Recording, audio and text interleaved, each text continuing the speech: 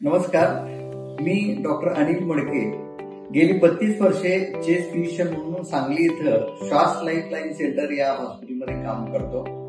मित्रहो, येत्या 3 एप्रिलला महाराष्ट्र मेडिकल काउन्सिलच्या निवडणुका आहेत. आपण मतदानासाठी बाहेर पडावं हे आवाहन मी आधी करतोय. मित्रहो, गेल्या निवडणुकीमध्ये केवळ 16% लोकांनी मतदान केलं होतं आणि हा आकडा खूप कमी आहे असं मला वाटतं. यावर्षी आपल्या समोर मी यायचं कारण म्हणजे परिवर्तन पॅनेल आणि त्याच्या वतीनं आमचे मित्र, धडाडीचे सच्चे कार्यकर्ते आणि एक प्रामाणिक व्यक्तिमत्व डॉक्टर विश्राम लोमटे हे निवडणुकीला उभे आहेत.